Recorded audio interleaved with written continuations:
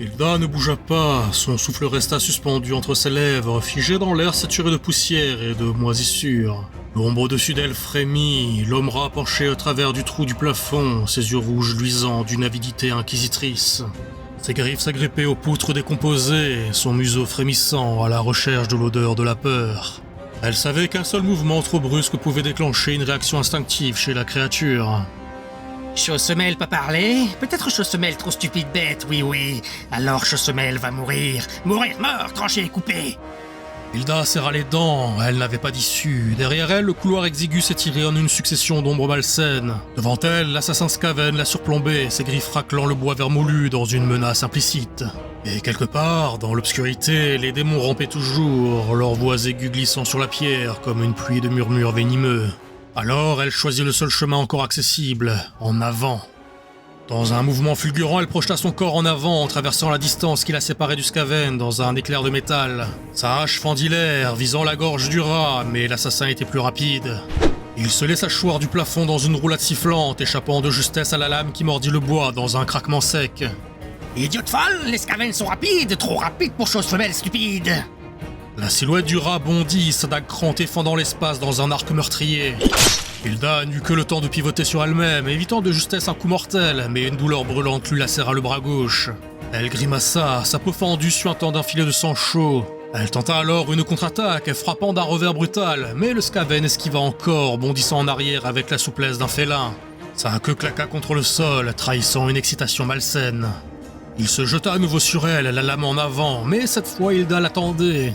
Plutôt que de tenter d'esquiver, elle recula d'un pas, feintant une faiblesse, avant d'abattre sa botte cloutée en un coup vicieux sur le genou du rat. Celui-ci poussa un cri strident en titubant, son corps pris de spasmes incontrôlables. Mais avant qu'Hilda ne puisse achever son adversaire, une nouvelle menace se manifesta, ou plutôt une ancienne, et les ombres bougèrent. Le murmure moqueur des démons s'intensifia, emplissant l'espace comme une vague invisible. Hilda sentit à nouveau la pression surnaturelle sur sa peau, une caresse glaciale qui s'infiltrait dans ses os. Elle tourna lentement la tête par-dessus l'épaule du Skaven en reculant, et elles étaient là. Leur visage inhumain la fixait avec une curiosité narquoise, leurs lèvres déformées en des sourires moqueurs. Toujours en train de courir, toujours en train de fuir. Mais ça n'est plus seul que c'est et sa queen. Bruyant, agaçant, ennuyant. Une d'elles leva une main et une onde de magie iridescente se forma dans sa paume, pulsant comme un cœur malade. Hilda ne réfléchit pas, elle bondit sur l'homme rat, le saisissant par une poignée de sa fourrure souillée. Filch ne comprit pas immédiatement ce qui se passait. Une seconde plus tôt, il jubilait à l'idée de trancher cette chose femelle stupide, et l'instant d'après, il était projeté en avant, ses pattes griffures raclant le sol dans un mouvement désordonné pour stabiliser sa chute. Son museau heurta l'une des abominations avant que son corps ne s'écrase contre la seconde, déclenchant une réaction instantanée.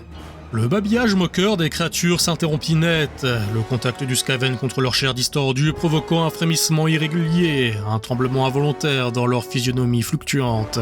Puis, dans une torsion grotesque, leurs traits changèrent à nouveau, leur attention se détourna aussitôt d'Hilda, se focalisant sur le rat qui s'agitait dans leur forme sinueuse.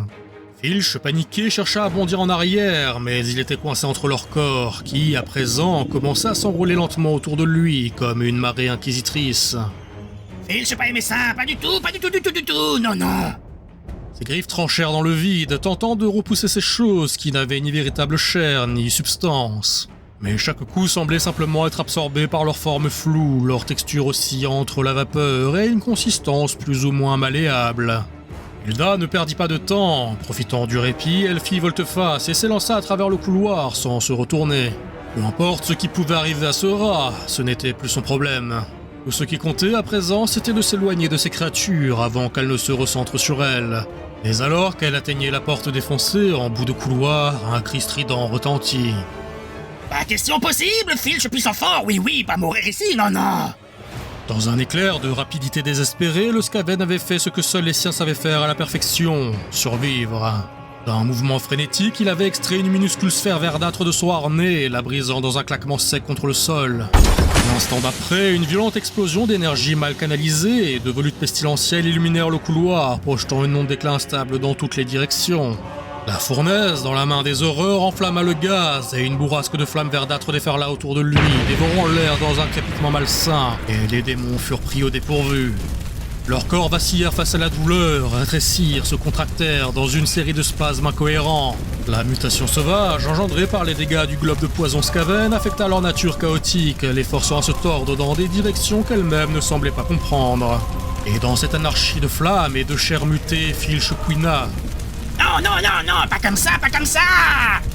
Le Skaven était pris dans la combustion de sa propre attaque et se débattait comme un forcené, agitant ses pattes de manière incohérente au milieu des flammes vivantes qui étaient devenues les deux horreurs bleues. Heureusement, la pression de ses geôliers se détendit dans le même temps et il roula sur le sol dans un concert de couinements, son pelage partiellement roussi, mais toujours bien vivant. D'un bond, il se redressa et jeta un regard furieux dans la direction qu'avait prise Hilda, sifflant entre ses dents. Filch, pas jouer? Non, non, pas chose qu'on jette, pas objet idiot. Mais la jeune femme était déjà loin de ses velléités de vengeance, et derrière lui, les feux follets hystériques se mettaient à rire sans contrôle.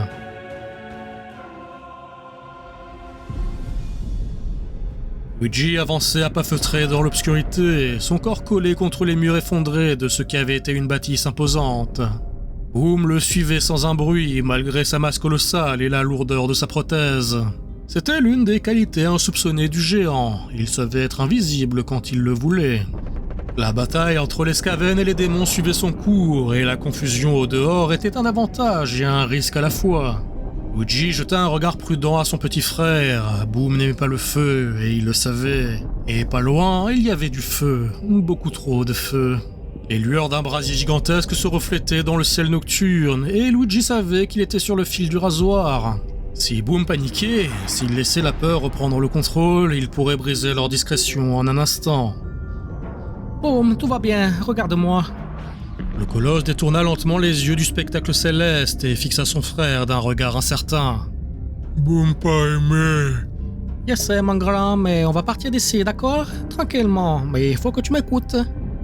Il posa une main sur l'avant-bras énorme de son petit frère, pressant doucement pour ancrer son attention sur lui. La respiration de Boom était rapide, saccadée, mais il hocha de la tête, réprimant un frisson. Ils progressèrent alors à travers les ruines, longeant une allée où les gravats étaient entassés en monticules irréguliers. Les bruits de la bataille continuaient dans la rue principale, mais ils diminuaient à fur et à mesure qu'ils s'en éloignaient. Luigi ne comprenait pas ce qui avait déclenché ce carnage, mais cela lui importait peu. Ce qui comptait, c'était qu'ils en profitent pour se faire oublier. Et tant pis pour l'opportunité manquée de se faire un peu d'or. En cet instant, son objectif était de rejoindre au plus vite les baraquements de la garde du Corbeau. Mais un hurlement strident retentit alors, suivi d'une explosion verdâtre qui illumina brièvement la nuit. Boom tressaillit violemment et Luigi dut s'agripper à lui pour l'empêcher de reculer d'un pas trop bruyant. Le Tiléen fit alors volte-face, la main sur la garde de son épée. Soudain, le bâtiment à leur flanc explosa dans un dégagement de débris et de gravats et la silhouette massive d'un homme rat colossal apparut. Relk prit un moment pour observer sa foreuse à moitié détruite et maculée d'icors démoniaques. Il la laissa tomber à terre, se rendant compte qu'elle ne lui serait plus d'aucune utilité, et son regard asymétrique se posa sur les deux Tiléens dans un grognement hagard. Une marée de Skaven plus petits suivirent et débouchèrent de la plaie béante dans le mur, comme poussés par la fournaise et la peur, tentant d'échapper à l'une comme à l'autre. Il y eut un moment de silence gêné, tandis que les deux groupes se fixèrent mutuellement de stupeur. Et alors, l'un des hommes rats s'écria. « Je reconnais eux, ça être chose hommes qui ont combattu Filch chez les Skaven. Eux doivent être humiliés morts, oui, oui !» Luigi, petit raton pas être copain? Non, mon grand, mais alors vraiment pas. Alors Boom cassé! Le géant poussa un beuglement en se ruant sans même un instant d'hésitation dans la mêlée. Le premier Skaven fut simplement broyé par la charge, piétiné sous la masse de Boom, tandis qu'un autre vola au-dessus de son épaule, déchiqueté par son encre de bras. De son côté, Luigi dégaina son sabre, parant l'attaque d'un homme rat qui s'était glissé de manière agile entre les jambes du colosse tiléen pour l'assaillir. La lame dévia la masse cloutée avant de frapper la nuque de l'agresseur murin dans un moulinet. Puis, dans un tremblement de structures alentour, Boom fut projeté en arrière, s'écrasant contre un bâtiment, tandis que Relk se joignait à la bataille.